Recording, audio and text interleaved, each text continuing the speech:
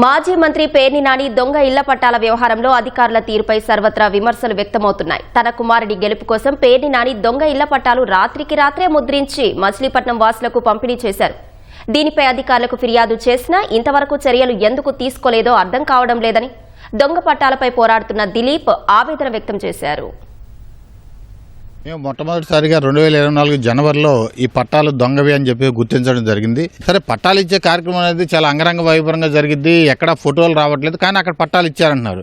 అప్పుడు నాకు కొంచెం అనుమానం వచ్చింది, ఏంటిది సీక్రెట్గా పట్టాలు ఇవ్వటండి, సంథింగ్ ఇందులో ఏదో ఉందేమోనని చెప్పేసి నేను ఆ లబ్ధిదారిని అప్రోచ్ అయ్యి, బాబు పట్టాలు ఇవ్వండి అంటే వాళ్ళు ఎవరో కూడా పట్టాలు ఇవ్వడానికి ఇష్టపడలేదు. ఏమంటే పట్టాలు మా దగ్గర సీక్రెట్గా ఉంచమన్నారు. ఇంకా నా అనుమానం మరింతగా బలపడి ఆ లబ్ధిదారులను బతిలాడుకుని అవి తీసుకుని నిజమా కాదని చెప్పి అక్కడి నుంచి తీసుకుని ఎంఆర్ఓ ఆఫీస్ రికార్డులో చెక్ చేశాను. అక్కడెక్కడ ఎటువంటి రికార్డు లేదు. ఆర్డీఓ ఆఫీసులో చెక్ చేసాం.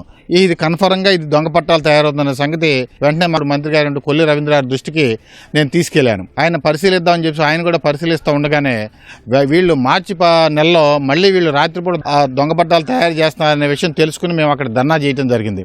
అప్పుడు రాత్రిపూట 12:30 ఆ ప్రాంతాల్లో జాయింట్ కలెక్టర్ గారు వెరిఫికేషన్ చేయడానికి వచ్చారు. వచ్చి ఆవిడ కూడా ఆ పట్టాలన్నింటినీ కూడా మూట కట్టుకుని తీసుకెళ్లి వాటన్నింటినీ సీల్ చేశారు. తెలిసిన తర్వాత లబ్ధిదారుల నుంచి ఎందుకు వాటిని కలెక్ట్ చేయలేకపోతున్నారు, ఎవరైతే ఇచ్చారో వాళ్ళ మీద ఎందుకు పోలీస్ కేసు కడతలేదు. ఇదే రకమైన చేసినటువంటి వల్లభనేని వంశీ మీద వాళ్ళు చూసారు ఎటువంటి కేసులు కట్టి పోలీసు వారు చేశారు. మరి ఇక్కడ అదే రకమైనటువంటి ప్రయత్నం జరిగినటువంటి పేర్ని నాని మీద అతని తనయుడి మీద ఎందుకు పోలీసులు కేసు రిజిస్టర్ చేయలేదు, రెవెన్యూ వారు అసలు ఎందుకు కంప్లైంట్ చేయలే నేటి వరకు.